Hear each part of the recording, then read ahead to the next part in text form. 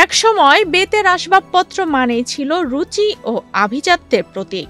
ঘর সাজানোর আসবাব থেকে শুরু করে শোপিস সব জায়গাতেই বেতের তৈরি পণ্যের ছিল রাজত্ব। চেয়ার, টেবিল, সোফা কিংবা নকশা করা হস্তশিল্প, বেতের তৈরি জিনিস মানেই ছিল গর্ব। কিন্তু সময়ের সাথে সাথে সেই গর্ব আজ অতীত। বেতের জায়গা দখল করে নিয়েছে কাঠ, সস্তা প্লাস্টিক আর স্টিলের পণ্য।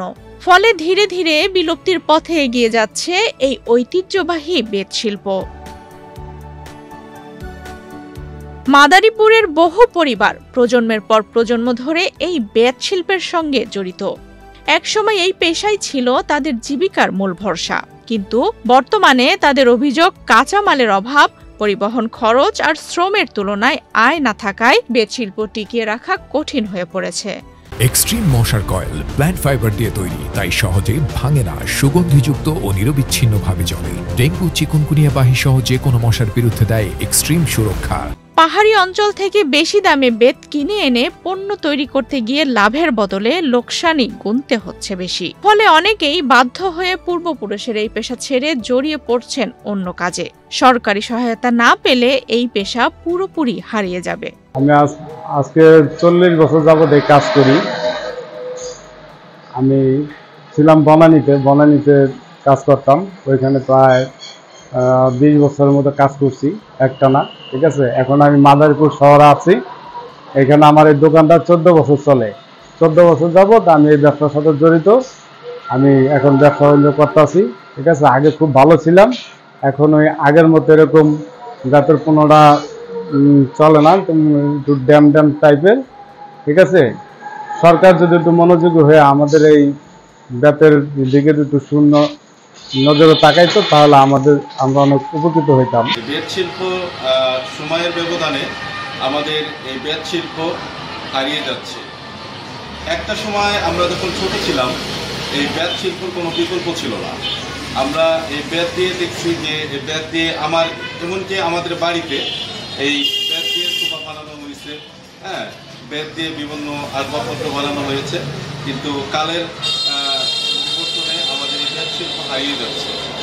তাই আমি সরকারের কাছে বিনীত অনুরোধ করব যে এই বেত শিল্পর দিকে একটু সুনজর রাখার জন্য।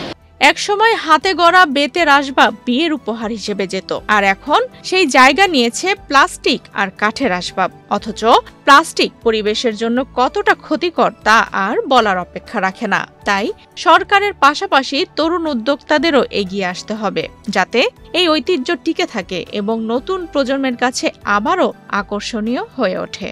এটাকে আমরা বলতে পারি যে আমাদের বাংলাদেশের গ্রাম বাংলার একটা ঐতিহ্য। বর্তমানে এই ঐতিহ্যটা আসলে হারিয়ে যেতে শুরু করছে।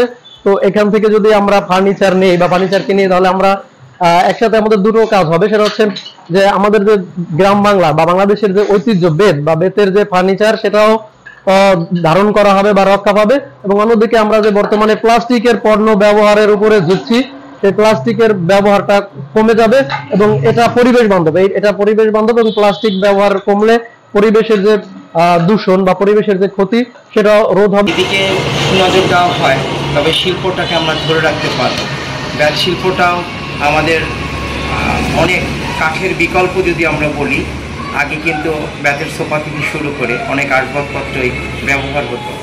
এখন আসলে আধুনিক যুগে বেতটাকে আমরা ভুলে গেছি, আমরা এখন কাঠ দিয়েই তৈরি করি। তারপরেও বেতের জিনিসের যে সৌন্দর্য, সেই সৌন্দর্য কখনোই আর কাঠে ফোটানো যায় না। তাই বলবো, আমরা সরকারিভাবে যদি সহযোগিতা পেয়ে থাকি, শিল্পটাকে আরও এগিয়ে নিয়ে যাব। মাদারীপুর সদর উপজেলা নির্বাহী কর্মকর্তা ওয়াদিয়া সাবাব বলেন, বেত শিল্পকে টিকিয়ে রাখতে সরকারিভাবে উদ্যোগ নেওয়া হবে। কারিগরদের প্রশিক্ষণ দিয়ে তাদের দক্ষতা বাড়ানোর পাশাপাশি বিকল্প পণ্যে কাজের সুযোগও তৈরি করা হবে। বর্তমান জেলা প্রশাসক স্যারের নির্দেশনায় এবং স্যারের পৃষ্ঠপোষকতায় যারা এই ধরনের ক্ষুদ্র শিল্পের সাথে জড়িত, সেই গোষ্ঠীগুলোকে নিয়ে স্যার বিভিন্ন ট্রেনিং সেশন পরিচালনা করান এবং তাদেরকে তাদের নিজস্ব পেশার যে অংশটা রয়েছে সেই বিষয়ে যাতে তারা দক্ষ হয়ে উঠতে পারে।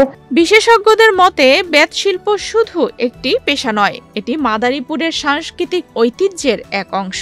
সময়মতো সরকারি সহযোগিতা, সহজ ঋণ, কারিগরি প্রশিক্ষণ এবং আধুনিক বিপণন ব্যবস্থার উন্নয়ন ঘটাতে পারলে এই শিল্প আবারও বিকশিত হতে পারে।